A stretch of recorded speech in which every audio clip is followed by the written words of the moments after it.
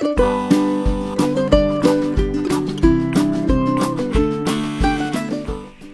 story is called George Saves the World by Lunchtime. It's about a little boy called George who's spending time with his grandpa doing different activities. He's finding that his everyday actions have an effect on the world. George Saves the World by Lunchtime. "What are you going to do today, George?" asked Grandpa one sunny Saturday morning. "Today," said George, "I'm going to save the world." "Good plan," said Grandpa. "Flora and I will help you. Let's see if we can save the world by lunchtime." George was keen to get on and save the world. He quickly ate his breakfast and tossed his leftovers in the bin. "Slow down, George," said Grandpa. "We might be able to use some of that again." "But it's rubbish," said George, looking puzzled. Laughed Grandpa. "Don't be too sure." Tips for saving the world by lunchtime. Remember the 4 R's: reduce, reuse, repair and recycle. "Now turn that light off, Superboy," said Grandpa, "and then we'll hang out the washing." "I don't have time to hang out washing," said George. "I'm a world-saving superhero, you know." "Exactly," said Grandpa. "Saving electricity will help you save the world." Reduce. Use less electricity. Let the wind and sun dry the washing instead of a tumble dryer. Here's why. Most electricity is made when giant magnets are spun around by jets of steam. The steam is made by burning coal. Coal was formed millions of years ago when the prehistoric forests rotted down into the earth. One day the coal will run low. Burning coal causes pollution. People are trying to make cleaner electricity from the sun, the wind and the waves. "Let's sort out your room now," said Grandpa. "Let's not," grumbled George. "I'm saving the world, remember."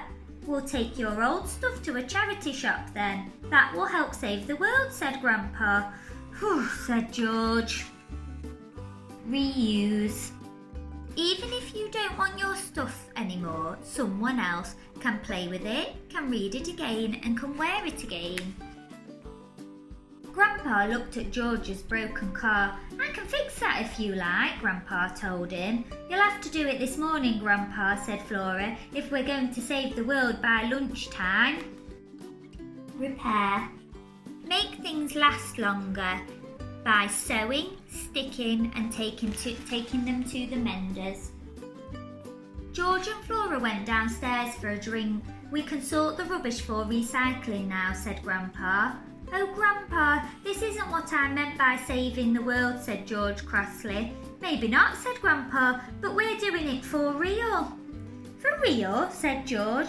"Yes," said Grandpa, smiling. "You've been saving the world all morning." Recycle. 2/3 of all of your rubbish could be recycled. When you throw things away, you are also throwing away the materials, the time and the energy it took to make them. Recycling saves those materials time and energy. Rubbish in your bin doesn't just vanish, it has to be transported to a hole in the ground called a landfill site. Much of it will stay there forever. New landfill sites have to be dug all the time. George followed Grandpa out into the garden. "I was only playing a game before," he said, "but I'd much rather save the world for real. What can I do next?" "Well, you can put Fluffy's poo in the compost heap with all the other vegetable waste," said Grandpa. "Soon it will turn into food for the plants." "Yuck," said George. He was glad he wasn't a plant. The compost didn't look at all tasty. Recycle. In nature, plants feed animals and animals feed plants. No waste, no problem. "We'll go into town now," said Grandpa, "and do some recycling. But we haven't got the car today," said George. "And so we'll cycle, which means we won't be wasting any petrol," said George. "Exactly," said Grandpa. Reduce. Use less petrol. Walk, cycle, share with someone else, take the bus, the train or the tram. Petrol is made from oil. Oil was formed from millions of fossilised microscopic sea creatures. One day, oil will run low. Burning petrol causes pollution. One day, we might use cars that are powered by the sun or the wind. The charity shop in town was such fun that George almost forgot he was saving the world. Say goodbye to your old clothes and books, said Grandpa. But say hello to a fancy dress, said Flora. Meanwhile, George had spotted something very useful. Reuse. When you take your old stuff to a charity shop, your clothes and toys can be reused and the money goes to help people who need it. Next stop, the recycling centre. Crash, tinkle, crunch. George was having a smashing time at the bottle bank. Now none of this will be wasted, will it? Asked Flora. No, said Grandpa. It's all going to be turned into useful things again. Recycle. This is what happens to the things you recycle. Glass is crushed and melted down to make more bottles and other glass objects. Cans. Aluminium drink cans can be melted down and used again. This uses far less energy than mining new aluminium. Plastic. Some plastics can be recycled to make plastic bags, cups and plates and even fleecy tops. Paper. Paper is pulped and made into more paper. It is also turned into bedding for your pets or material to keep houses warm and save energy. Look out for things that are recyclable or made from recycled materials. On the way home, Grandpa, George and Flora called in on the farmer's market. Can we take a break from saving the world now? Asked George. I fancy one of those strawberry tarts. Don't worry, answered Grandpa, buying 4 of them.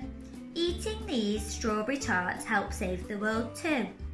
Oh, it's nearly lunchtime. We'd better cycle home. Reduce. The distance things have to travel. Things that you buy at a farmer's market have been grown and made locally. That means that they haven't had to travel thousands of miles using up petrol all along the way. They're fresh, so they're better for you. And then it was lunchtime. I hear you've been saving the world while I was out, said Mum.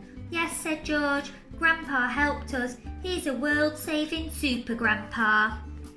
All in the morning's work, said Grandpa. I think I'll take a rest this afternoon.